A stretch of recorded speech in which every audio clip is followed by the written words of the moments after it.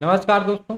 आज हम लोग बात कर रहे हैं शिफ्ट नंबर 15 की, जो अपना हिंदी का प्रैक्टिस सेशन चल रहा है और कांस्टेबल यूपी पुलिस कांस्टेबल भर्ती परीक्षा को टारगेट करते हुए। तो चलते हैं हम लोग सीधे प्रश्नों की तरफ। पहला प्रश्न है, कह रहा है इनमें से किस पुस्तक में सूरदास के दृष्टकूट पदों का संग्रह किया गया है।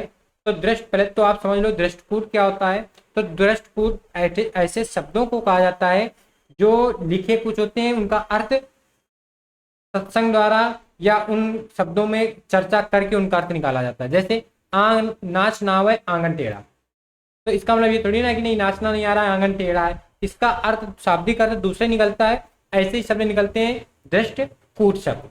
तो दृष्ट कूट शब्द सूरदास का जो संग्रह है वो कहलाता है साहित्य लहरी, जिसमें साहित्य लहरी में सूरदास की रचनाओं में सूरसागर भी है, संसार भी, साहित्य लहरी भी, और एक याद रखना है नल दमयंती, नल दमयंती, दमयंती, ठीक, नल दमयंती। ये भी इनकी एक रचना बहुत प्रसिद्ध है। सुरसागर, सुरसरावली, यानी संसार की जगह आप सरावली लिख सकते हो, सरावली, ठीक। और साहित्य लहरी, और चौथी एक याद रखना है नल दमयंती, ठीक। अगले प्रश्न पे चलें।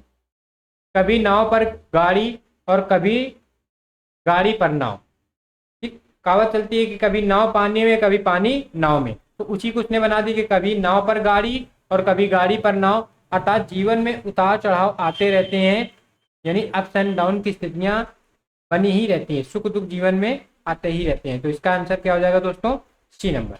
अगला, किस चीज को भारत के संविधान में हिंदी को भारत की राजभाषा की मान्यता प्रदान की गई थी। तो वो दोस्तों प्रदान की गई थी 14 सितंबर 1949 को। और किस अनुच्छेद से किस अनुच्छेद तक है। तो अनुच्छेद 343 से लेकर 351 तक है। 343 से लेकर 351 तक है, किसका उल्लेख है, राजभाषा हिंदी का। अगर हम बात करें 8वीं अनुसूची में कितनी भाषाएं हैं, 8वीं अनुसूची में, यानी 8वीं अनुसूची में कितनी भाषाओं को रखा गया है। तो वो भाषाएं हैं 22 भाषा। कितनी है, 22 भाषाएं। अगले प्रश्न पे चले हम लोग। इनमें से कौन सा शब्द तिमिर का विलोम है। तिमिर का विलोम क्या हो जाएगा। तो तिमिर का विलोम याद रखना है प्रकाश। तिमिर का विलोम याद रखना है प्रकाश। अंधकार का विलोम उजाला होता है। तत्सम, तिमिर कैसा तत्सम शब्द है, तो तत्सम शब्दों का विलोम तत्सम शब्दों से बनता है। प्रत्यय वालों का प्रत्यय से बनता है, उपसर्ग वालों का उपसर्ग से बनता है, देशज शब्दों का देशज शब्दों से बनता है। तो तिमिर तत्सम शब्द है, उसी अनुसार पे प्रकाश भी कैसा शब्द है, तत्सम शब्द है। इनमें से कौन सा शब्द उर्दू के उपसर्ग से नहीं बना है। उर्दू के जो उपसर्ग से नहीं बना है उस शब्द को बताना है, ठीक। तो उर्दू के उपसर्ग से देखो, ला उर्दू का उपसर्ग है, बे बे भी उर्दू का उपसर्ग है, ना भी उर्दू का उपसर्ग है, दू का उपसर्ग नहीं है। और दू किसका उपसर्ग है। तो दू उपसर्ग है संस्कृत का। किसका है, संस्कृत का उपसर्ग माना जाता है। कौन, दू माना जाता है, ठीक। अगले प्रश्न पे चलने। इनमें से कौन सा शब्द कादम्बरी का समानार्थी नहीं है। बताना है कि इनमें से कौन सा शब्द है जो कादम्बरी का समानार्थी नहीं माना गया है। तो देखो, मैना की बात करें, या लक्ष्मी की बात करें, या मदिरा की बात करें, या सरस्वती की बात करें, तो इन तीनों में लक्ष्मी को कादम्बरी का समानार्थी शब्द नहीं माना जाता है। लक्ष्मी को समानार्थी शब्द नहीं माना जाता है, ठीक। लक्ष्मी के समानार्थी शब्दों में आते कौन कौन से हैं ये आप थोड़े देख लोगे। एक आता है श्री, एक आता है इंदिरा, एक कमला। कमलापति किसको कहा था, भगवान विष्णु को। तो कमला के पति, तो कमला किसका, लक्ष्मी, और भगवान विष्णु की पत्नी कौन, लक्ष्मी जी, ठीक। एक आता है पद्मा,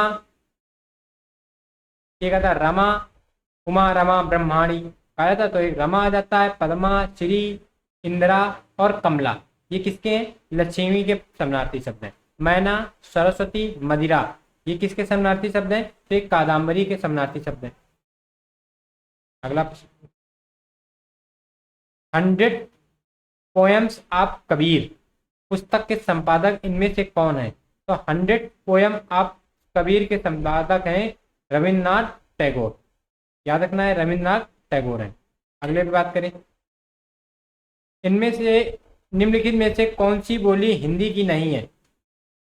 हिंदी की बोली नहीं है अर्थात वो कैसी होगी? दक्षिण की बोली की बात कर रहा है।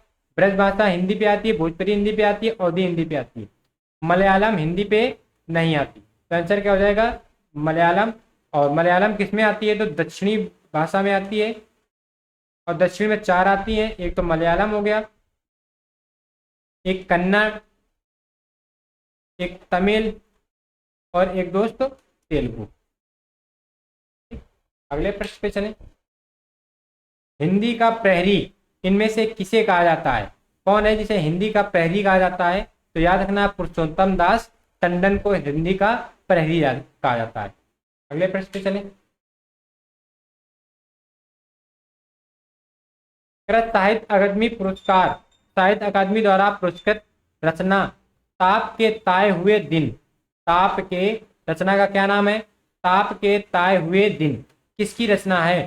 तो याद रखना है, यह साहित्य पुरस्कार 1981 में ताप के ताए हुए दिन की रचना के लिए दिया गया था। किसकी रचना है? त्रिलोचन की रचना है। किसकी रचना मानी जाती है? त्रिलोचन की। अगर हम त्रिलोचन की 2-3 रचनाओं की बात करें तो याद रखना, गुलाब और बुलबुल, एक है गुलाब और बुलबुल, बहुत पूछी जाती है। गुलाब और बुलबुल। एक पूछ जाती है धरती, केवल धरती, किसकी रचना है? त्रिलोचन की रचना है। एक पूछी जाती है उस जनपद का कवि हूं, ये तो बहुत अक्सर एग्जाम में मिलती है। उस जनपद का कवि हूं। त्रिलोचन की एक रचना या त्रिलोचन ही की सारी रचनाएं हैं। एक मिलती है मेरा घर, ठीक, और एक याद रखना है जीने की कला। जीने की कला, ठीक। ये किसकी सारी की सारी रचनाएं हैं? तो ये त्रिलोचन की रचना है। अगला प्रश्न, पैसेज पे बात करेंगे। पहले पैसेज पढ़ेंगे और फिर हम लोग पैसेज के प्रश्नों को करेंगे। कह रहा जीवन रुकने का नहीं, चलते रहने का नाम है। कुछ लोग असफलताओं की अवस्था में निराश होकर अपने उत्साह का दामन छोड़ बैठते हैं। वे भूल जाते हैं कि परिश्रम और प्रयत्न में तो भाग्य को बदल देने की भी क्षमता रहती है। आलसी बनकर रोना धोना व्यर्थ है। मनुष्य इस संसार का सर्वश्रेष्ठ प्राणी है, अतः उसे अपना जीवन सार्थक बनाने के लिए आशा का सहारा लेना चाहिए। आलसी बनकर समय व्यर्थ करना अपने साथ अन्याय करना है। हमें अपने साधनों एवं क्षमताओं का प्रयोग कर प्रगति के पथ पर बढ़ना चाहिए। हमें भावात्मक कार्य की अपेक्षा रचनात्मक कार्य करना चाहिए। दुख में घबराना कायरता का प्रतीक है। हर शाम सूरज को ढलना ही है, रात को आना ही है, तो क्या अंधेरे में हाथ पर हाथ रखकर बैठे रहा जाए, या उठकर एक दीपक जला लें? सूर्य के समक्ष दीपक की क्या बिसात, पर एक दीपक भी पर्याप्त है एक घर को रोशन करने के लिए। ये पूरा पैसेज है। अब हम लोग बात करते हैं प्रश्नों पे। उपयुक्त गद्यांश के अनुसार जीवन किसका नाम है? तो जीवन नाम है निरंतर कर्म पथ पर चलते रहने का, अर्थात कौन सा सही माना जाएगा? सी नंबर एकदम सही माना जाएगा। अगला प्रश्न, उपयुक्त गद्यांश में दीपक भी पर्याप्त है घर को रोशन करने के लिए पंक्ति से क्या अभिप्राय है? तो ये प्राय अंधेरा दूर करने का प्रयास, दीपक जलाने की प्रेरणा, दीपक की महत्ता, छोटी छोटी उपलब्धियां प्राप्त करने की प्रेरणा। तो छोटी छोटी उपलब्धियां प्राप्त करने की प्रेरणा। तो उपयुक्त गद्यांश का जो इस पंक्ति का अभिप्राय है वो अभिप्राय है डी नंबर का, यानी छोटी छोटी उपलब्धियां प्राप्त करने की प्रेरणा। यानी सूर्य और दीपक में बहुत अंतर है, बहुत अंतर है। लेकिन सूर्य पूरी दुनिया को उजाला देता है, उजाला देता है, लेकिन दीपक कम से कम एक घर को, एक कमरे को तो उजाला दे ही सकता है। यानी छोटी छोटी उपलब्धियां प्राप्त करनी। अगला, उपयुक्त गद्यांश के अनुसार भावात्मक और रचनात्मक कार्यों में कौन ज्यादा महत्वपूर्ण है? तो ज्यादा व्यक्ति को भावनात्मक कार्यों पर संलिप्त ना होकर रचनात्मक कार्य करने चाहिए, अर्थात दोस्तों B number is the correct answer. अगले प्रश्न पे चलें। गाल बजाना मुहावरा है। तो गाल बजाने मुहावरे का मतलब क्या होता है? तो गाल बजाने का याद रखना है, आपको लगेगा थप्पड़ मारना, तो गाल बजाने का मतलब थप्पड़ मारना नहीं है, डींगे हाँकना। क्या होगा? डींगे हाँकना। अगला प्रश्न, जाग पड़ता नेत देख बड़े बड़े, हीरकों में गोल नीलम है जड़े जड़े। इनमें से कौन सा अलंकार है? ठीक है, अलंकार बताना, इनमें से कौन सा अलंकार माना गया है। तो हालांकि ये अलंकार पढ़ने को ज्यादा मिलते नहीं है, लेकिन याद रखना है कि जाग पड़ता अगर यही पंक्तियां आ जाएं, यही पंक्तियां आ जाएं, तो आपको याद रखना है वस्तु वस्तु प्रेक्षा अलंकार। कौन सा अलंकार है? वस्तु प्रेक्षा अलंकार। ठीक है, ये अलंकार हालांकि समानता एक दूसरी परीक्षाओं में नहीं मिलते हैं। ये जब आप टीजीटी पीजीटी लेवल की परीक्षाएं व्यक्तिगत हिंदी साहित्य लेवल से दोगे तो आपको ये प्रश्न मिलते हैं, लेकिन आया हुआ प्रश्न है तो आप केवल ये पंक्तियां याद रखनी है, दिमाग में रखना है कि जाग पड़ता नेत्र देख बड़े बड़े, हीरकों में गोल नीलम है जड़े जड़े।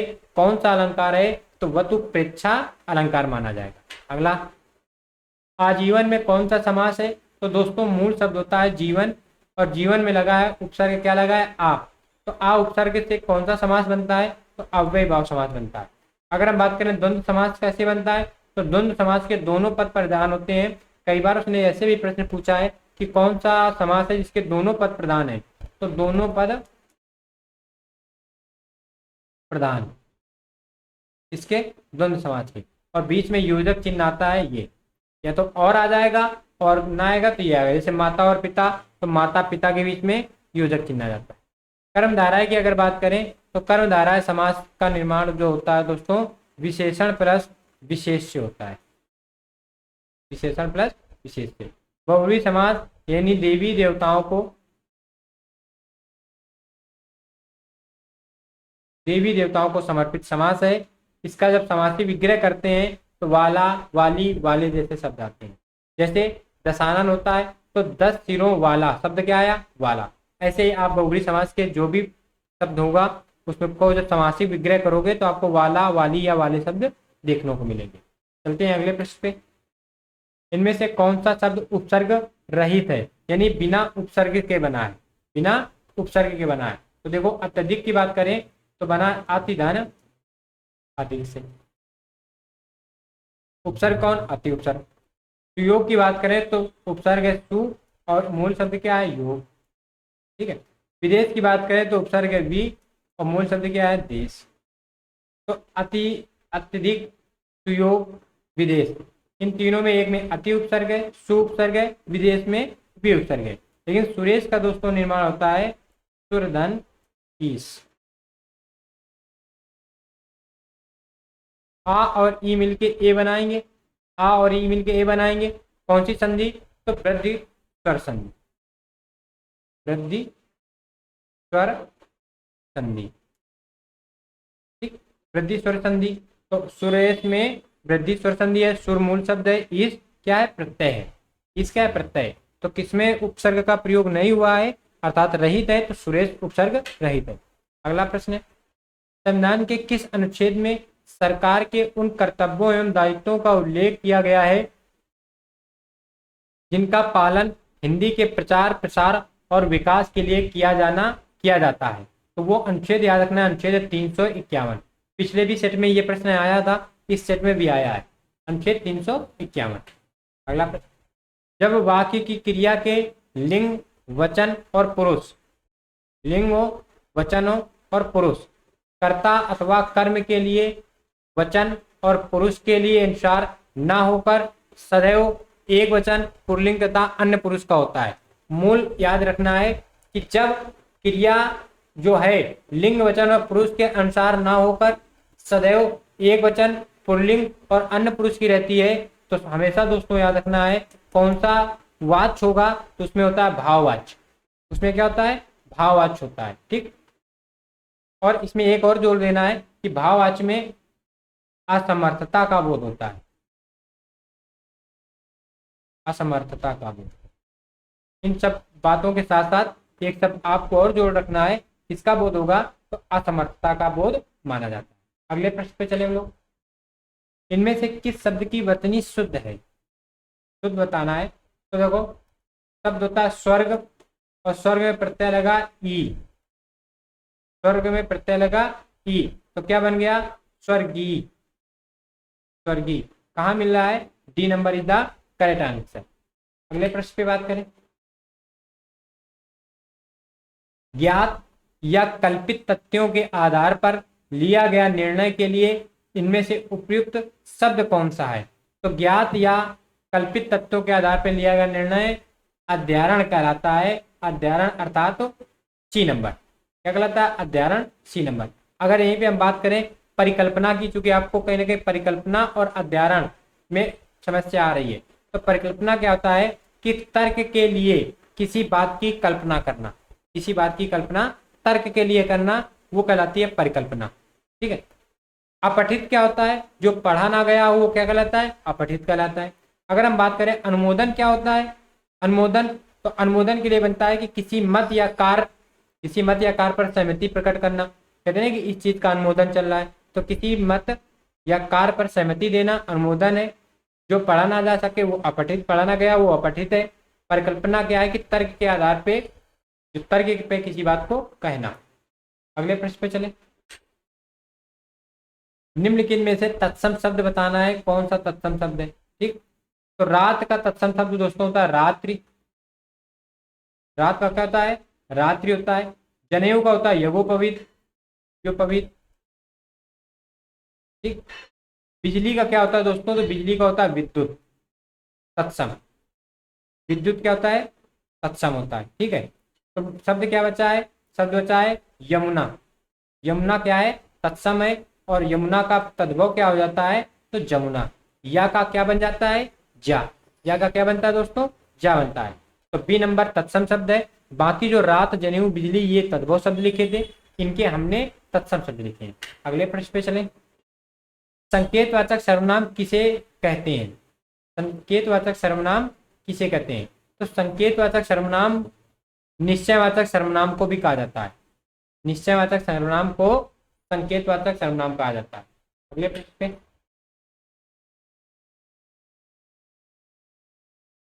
भारतेंदु नामक एक पत्र है, ये पत्र कहाँ से प्रकाशित होता है? तो याद रखना है, ये पत्र 1984 प्रकाशित हुआ। कहाँ से? वृंदावन से। कहाँ से प्रकाशित हुआ दोस्तों? तो वृंदावन से प्रकाशित हुआ। अगर बात करें इसके जो संपादक हैं, संपादक कौन है? तो संपादक का नाम याद रखना है। भारतेंदु पत्रिका के संपादक जो माने जाते हैं वो संपादक हैं पंडित राधा चरण स्वामी। पंडित राधा चरण स्वामी। ठीक। पंडित राधा चरण स्वामी भारतेंदु पत्रिका के क्या है? संपादक है। कहाँ से संपादित होती थी? ये वृंदावन से। मनोभावों को सूचित करने वाले शब्द किस अवयव के बोधक होते हैं? तो जो आपके मन में है, उन भावों को आप सूचित करना चाह रहे हो, तो वो किसके अंतर्गत आते हैं? विस्मयान बोधक के अंतर्गत। जैसे मनोभाव कैसा? आपके अंदर दुख है तो आप आह बोलोगे, खुशी है तो आप वाह बोलोगे, बोलोगे। बड़ा कोई दयनीय स्थिति है तो आप हे राम राम बोलोगे कि अरे बड़ा अनर्थ हो गया। तो इन सब भावों को प्रकट करने के लिए विस्मयान बोधक वाले शब्दों को का प्रयोग किया जाता है। और विस्मयान बोधक का चिन्ह क्या होता है? तो ये ऐसा बना होता है। अगला प्रश्न। इनमें से किस से शब्द का आरंभ नहीं होता? तो डा से किसी भी शब्द का आरंभ नहीं होता। पा से भी होता है, डा से भी होता है। डा जो नुक्ता वाली डा है, इससे किसी शब्द का उच्चारण नहीं होता। ठीक। अगले शब्द पे, अगले प्रश्न पे चले। देखने की इच्छा के लिए इनमें से उपयुक्त शब्द कौन सा है? देखने की इच्छा। ठीक। तो देखने की इच्छा के लिए होता है दिदिच्छा। दिदिच्छा किसके लिए? देखने की इच्छा। अगर बात करें दिच्छा, तो दिच्छा होती है देने की इच्छा। देने की इच्छा, ये क्या होती है? दिच्छा। अगर एक शब्द है अभीप्सा। अभीप्सा। ठीक है। तो किसी वस्तु को प्राप्त करने की प्रबल इच्छा कहते हैं ना, अभीप्सा, यानी बहुत ज्यादा उसको प्राप्त करने की। तो किसी वस्तु को प्राप्त करने की बहुत इच्छा अभीप्सा कहलाती है। ठीक। एक शब्द है दृश्य, तो पहले तो ये दृश्य गलत लिखा है। दृश्य लिखा जाता है ऐसे, दृश्य ये। और दृश्य का मतलब होता है जो दिखाई दे सके, जो दिखाई दे सके, वो कहलाता है दृश्य। ठीक, अगला प्रश्न, अलमारी किस भाषा का शब्द है? तो अगर अलमारी की बात करें तो दोस्तों अलमारी शब्द हो जाता है पुर्तगाली। अलमारी शब्द कैसा है? पुर्तगाली। अब पुर्तगाली शब्दों में एक शब्द याद रखना है, तंबाकू। कैसा है? पुर्तगाली। तंबाकू की देन किसकी है? पुर्तगालियों की है। किसके समय? तो जहांगीर के समय। ठीक, जैसे तंबाकू के बाद बाल्टी किसकी है? पुर्तगालियों की है। साबुन आप बोलते हो, साबुन किनका है? पुर्तगालियों का है। आप कमीज बोलते हो, कमीज किनका है? पुर्तगालियों का है। आलू, आलू भी किनकी है? पुर्तगालियों की है। ठीक है, एक होता है कप्तान शब्द देखते हो, कप्तान, तो कप्तान भी कैसा होता है? पुर्तगाली होता है। एक शब्द है तिजोरी, तिजोरी भी दोस्तों कैसा है? पुर्तगाली है। तिजोरी भी कैसा शब्द है? पुर्तगाली है। अगर यहीं पे हम बात करते हैं फ्रेंच शब्दों की, तो फ्रेंच शब्द कुछ शब्द याद रखना है, जैसे होता है कूपन, पता है कूपन निकला है, कूपन से कारतूस, कूपन, कारतूस। एक रिपोर्टाज, रिपोर्टाज याद रखना है, रिपोर्टाज। ये कैसे हैं? फ्रेंच के शब्द हैं। अगर हम बात करें अरबी भाषा के शब्द कौन कौन से हैं, तो देखो अरबी भाषा में एक याद रखना है किताब, गरीब, फकीर, मीनार, मीनार, अदालत, कलम, ऐनक। कैसे हैं? अरबी भाषा के शब्द हैं। अगर बात बात करें फारसी भाषा के शब्द कौन कौन से हैं, तो एक होता है रुमाल, एक होता है चापलूसी, एक होता है शानदार, ईमान, रुमाल, चापलूसी, शानदार, और एक आपको याद रखना है बीमार। ये क्या रखना, आप बोलते हो ना भारत माता जिंदाबाद, तो जिंदाबाद। ये कैसे हैं? ठीक, फारसी। और हिंदी भी कैसा शब्द है? हिंदी भी फारसी भाषा का शब्द है। तो हिंदी जिंदाबाद, बीमार, शानदार, चापलूसी और रुमाल, ये कैसे शब्द हैं? तो ये शब्द हैं फारसी। एक और याद आ रहा है, चुगलखोर, चुगलखोर। तो ये भाषाएं और उनके कुछ शब्द लिखे हैं। अगले प्रश्न पे चलें।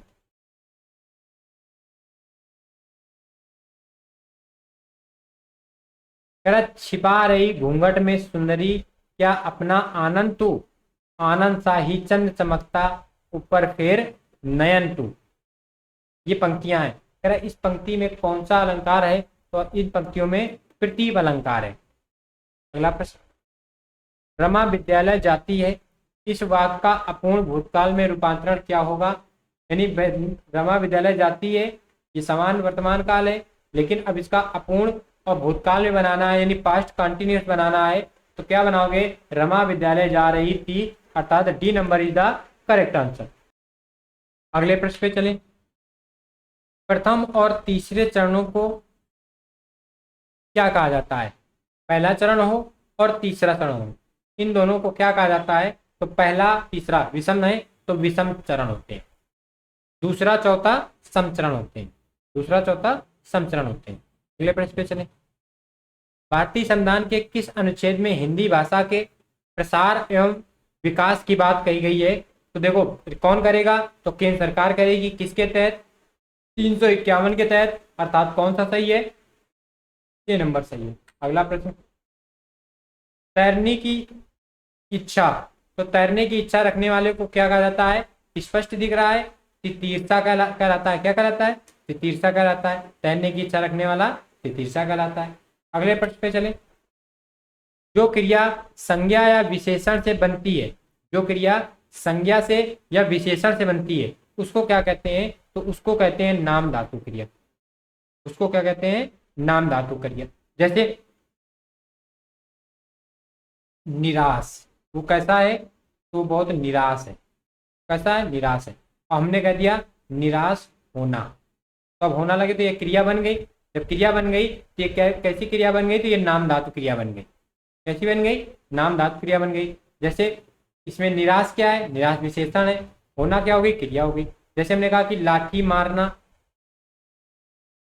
लाठी मारना, लाठी क्या है? संज्ञा है। मारना क्या है? मारना क्या है? क्रिया है। इनसे कौन सी बन गई? तो नाम धातु क्रिया बन गई। तो संज्ञा और विशेषण से जो क्रिया बनती है वो दोस्तों नाम धातु क्रिया के नाम से जानी जाएगी।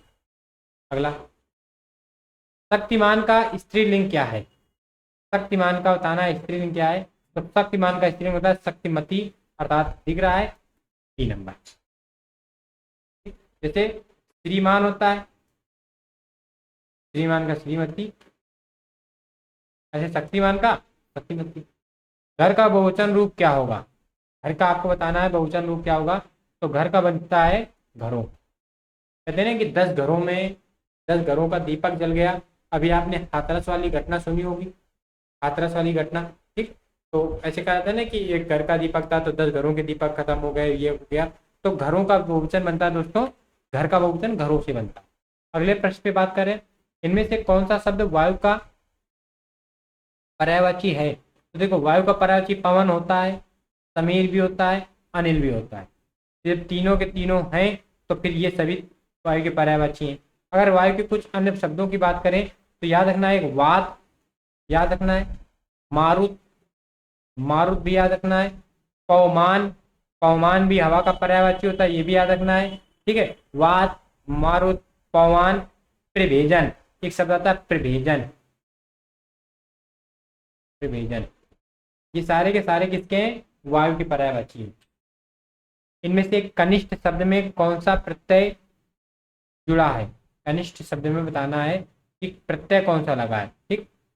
तो देखो कनिष्ठ में प्रत्यय लगा है इष्ट, कनिष्ठ पे प्रत्यय लगा है, क्या लगा है? इष्ट लगा है, ठीक। अगले प्रश्न पे चले हम लोग। सात्विक अनुभाव कितने प्रकार के होते हैं? ठीक है, एक होता है कायिक अनुभाव, एक होता है सात्विक अनुभाव, ठीक। अनुभाव के 2 भेद होते हैं। अनुभाव क्या होता है कि किसी के मन में कोई इच्छा प्रकट होना, अनुभाव कहलाता है। अब वो इच्छा प्रकट हुई तो वो 2 रूप में प्रकट होगी। किसी को आपको देख के गुस्सा आई तो या तो आप उसको जाके ठोक बजा दोगे, तो वो क्या हो गया? कायिक अनुभव। और मन में ही गालियों पे गालियां दिए जा रहे हो, गालियों पे गालियां दिए जा रहे हो, तो कैसा है? सात्विक अनुभव, ठीक। तो यानी 39 का क्या रहेगा? तो 39 का सात्विक अनुभव कितने प्रकार के होते हैं? ठीक? तो होते हैं 8 प्रकार के। कितने प्रकार के? 8 प्रकार के, ठीक। कौन कौन से होते हैं तो हम पढ़े दे रहे हैं आपको, बोले दे रहे हैं, आपको याद करने की आवश्यकता नहीं होती है। एक होता है स्तंभ, एक होता है स्वेद, एक होता है रोमांच, एक होता है स्वरभंग, कंप, वर्वण, एक होता है अश्रु और प्रलय। 8 हो गए। 8 में आपको याद रहे न याद रहे कोई दिक्कत नहीं, याद इतना रखना है कि सात्विक अनुमान अनुभाव कितने होते हैं? तो 8 होते हैं। तो आज की क्लास का दोस्तों हम लोग अंतिम प्रश्न की चर्चा कर रहे हैं और ये प्रश्न निश्चित ही आपके एग्जाम में अक्सर रिपीट होता है, ठीक है। इसी के पैरेलल पे एक और प्रश्न बोलेंगे। कह रहा मलिक मोहम्मद जायसी द्वारा रचित जो पद्मावत है, ये पद्मावत किस भाषा में है? तो आपको लगेगा कि पद्मावत है और पद्मावत में रानी पद्मिनी का उल्लेख है, और रानी पद्मिनी का जो इलाका है वो राजस्थान वाला है, चित्तौड़ वाला क्षेत्र। तो या तो आप वहाँ पे ब्रजभाषा ले लोगे या फिर ब्रज खड़ी अवधि आपने पढ़ा तो डिंगल कर दोगे। लेकिन आपको याद रखना है कि मलिक मोहम्मद जायसी की जो पद्मावत है वो अवधी भाषा में है। किस भाषा में है? अवधी भाषा में है, ठीक। और ये जो पद्मावत है ये सूफी परंपरा का प्रसिद्ध महाकाव्य माना जाता है, सूफी परंपरा का प्रसिद्ध महाकाव्य माना जाता है। और इसमें क्या रानी पद्मावती, रानी पद्मिनी और चित्तौड़ के शासक राजा रत सिंह का उल्लेख मिलता है, ठीक। और यहीं पे एक चलती है विनय पत्रिका, तुलसीदास की है, ये याद रखना, ब्रजभाषा में आ जाती है। विनय पत्रिका ब्रजभाषा में आ जाती है। अगले प्रश्न, यानी आज के अपने जो हमने कहा आपसे कि अपने 40 प्रश्न कंप्लीट होते हैं और इन प्रश्नों को आप यूपी योगा क्लासेस के टेलीग्राम चैनल से भी प्राप्त कर सकते हैं। एक बार हमने वीडियो के माध्यम से किया है और दूसरी बार आप इनको ऑफलाइन मोड पे भी कर लोगे। विश्वास मानिए कि यदि आप साथ साथ इतना करते चल रहे तो आपका उत्तर प्रदेश सिपाही भर्ती परीक्षा में हिंदी में बेहतर स्कोर निश्चित होगा। तो दोस्तों मिलते हैं नेक्स्ट वीडियो पे, तब तक के लिए नमस्कार, जय हिंद, वंदे मातरम।